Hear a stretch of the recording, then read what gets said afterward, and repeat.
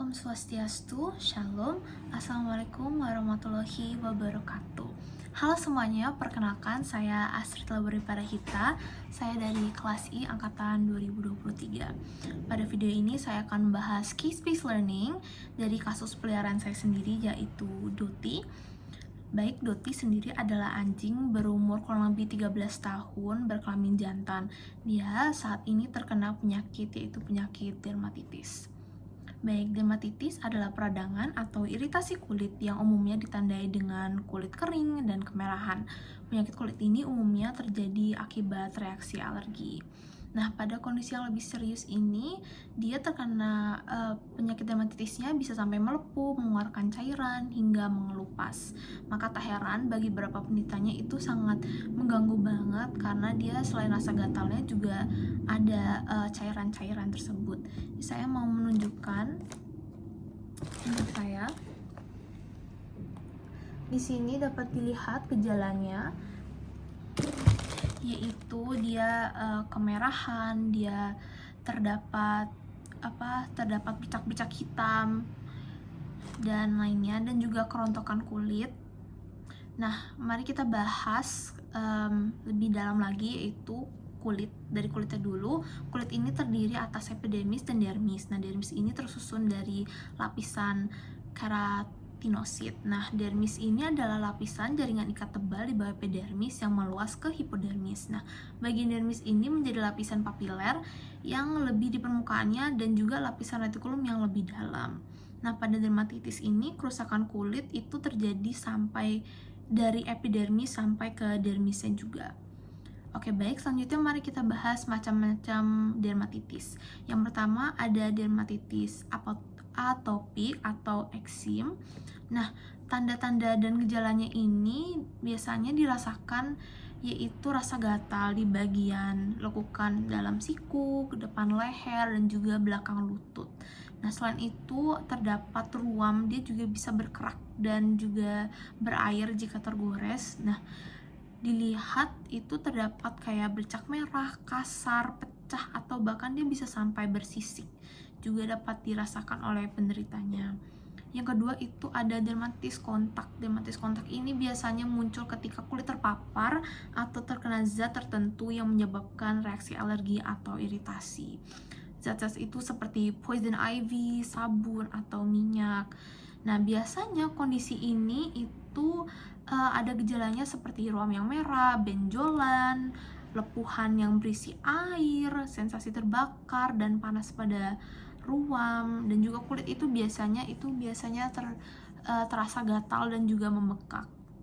Nah, tapi gejala dermatitis kontak ini hanya muncul pada bagian kulit yang terkena alergennya saja.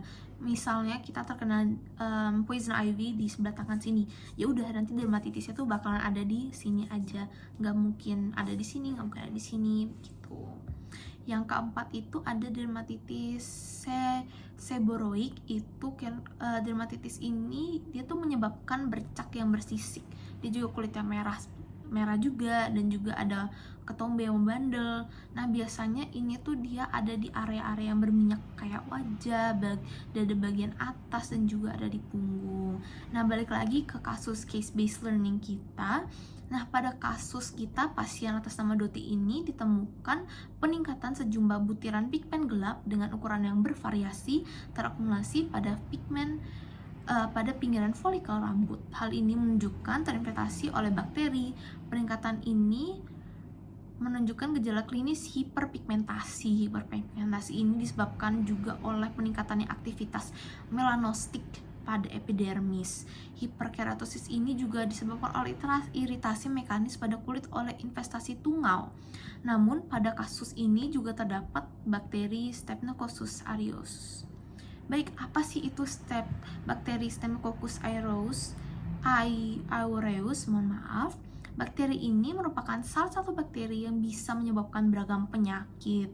Beberapa penyakit langsung disebabkan oleh infeksi bakteri ini sendiri, tetapi ada juga beberapa penyakit yang disebabkan oleh racun yang dihasilkan oleh bakteri tersebut. Bakteri ini sering dianggap hidup di permukaan yang kotor, akan tapi ada sejumlah bakteri yang juga hidup di tubuh manusia, termasuk bakteri Staphylococcus aureus ini. Oke, mari kita bahas sedikit tentang penyakit-penyakit yang dapat disebabkan oleh infeksi bakteri Staphylococcus aureus ini. Yaitu ada beberapa yang akan saya bahas sedikit. Yang pertama itu ada infeksi kulit. Nah, ini siapapun bisa terinfeksi kulit ya yang disebabkan oleh bakteri ini. Namun ada beberapa kondisi yang dapat meningkatkan resikonya terjadi infeksi bakteri ini, termasuk goresan dan juga bersentuhan langsung dengan penderita penyakit tersebut. Nah, mungkin pada manusia infeksi bakteri ini itu bisa menyebabkan seperti kayak bisul, impetigo, cellulitis, dan juga Staphylococcal Clade Skin Syndrome atau disebut SSSS. Nah, yang kedua itu penyakit bakteremia atau sepsis. Nah, bakteri Staphylococcus aureus ini juga bisa menyebabkan bakteremia. Kondisi ini terjadi saat infeksi sudah menyebar melalui pembuluh darah, sehingga dia tuh bisa meluas ke berbagai organ tubuh. Baik, yang ketiga itu ada osteomyelitis, yaitu infeksi pada tulang. Nah, infeksi ini biasanya disebabkan oleh penyebaran bakteri ini yang awalnya itu dia menginfeksi kulit, lalu ke otot atau tendon, lalu dia menyebar ke tulang. Nah, selain dari kulit, osteomyelitis ini bisa terjadi karena karena komplikasi operasi tulang. Jadi misalnya habis melakukan operasi tulang, setelah itu terjadi komplikasi, maka penyakit ini itu bisa terjadi. Baik, selanjutnya yaitu pneumonia.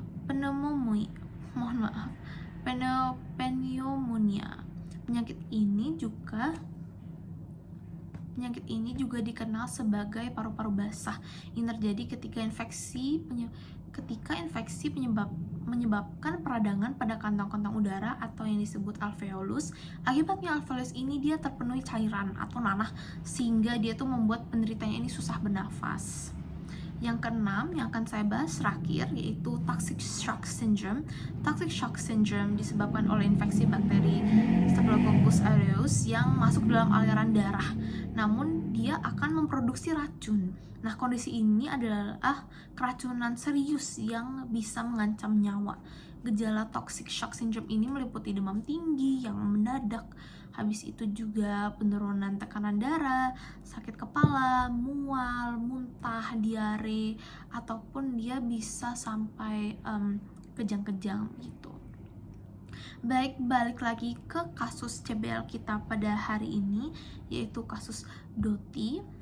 Mari kita balik ke prosedur diagnosanya. Prosedur diagnosanya yaitu memeriksa fisik pada kulit dan bulu, karena jelas-jelas banget di sini yaitu kulit dan bulunya, kulit tadi udah merah banget dan juga bulunya semuanya udah rontok di bagian belakang ini, sudah terlihat sangat jelas sekali. Namun kita juga dapat melakukan pengambilan sampel, di mana kita melakukan pengambilan sampel yang akan dilakukan uji di lab dan dapat memastikan bahwa apa sih sebenarnya infeksi yang terjadi di sini itu. Baik, selanjutnya yaitu adalah pengobatan. Pengobatan ini yang pertama menurut saya yang paling penting yaitu rutin dimandikan. Ini biasanya kalau saya dibantu keluarga saya itu seminggu sekali. Dan juga yang kedua itu menggunakan makanan yang telah teruji aman bagi bagi penderita alergi ini, karena seringkali ini diremehkan ya. Dan juga jangan lupa untuk menambahkan vitamin dan makanan-makanan yang mengandung omega 3. Pemberian yang terakhir yaitu bisa melakukan pemberian salep oles dari dokter dan juga minuman yang biasanya akan diberikan kepada kita saat kita melakukan konsultasi kepada dokter hewan. Baik, kesimpulan yang dapat kita tarik adalah hewan peliharaan seringkali mengalami gangguan kulit yang menyebabkan bulu rontok hingga kehilangan nafsu makan. Sangat penting mengenali gejala dan penyebabnya khususnya pada gangguan dermatitis. Pada kasus kali ini yaitu oleh bakteri Staphylococcus aureus yang menyebabkan dermatitis. Oke, gejala dermatitis dapat dilihat adalah bulu rontok, kemerahan, bercak hitam, dan lain-lainnya. Baik, saya juga ingin memberikan sedikit update tentang pasien Doti, yaitu kondisinya sekarang dengan pengenalan intens selama kurang lebih sebulan, di mana kulit pasien terlihat lebih cerah, bercak hitam juga sudah mulai hitam, dan sifat ceria pada pasien juga sudah mulai kembali. Terima kasih.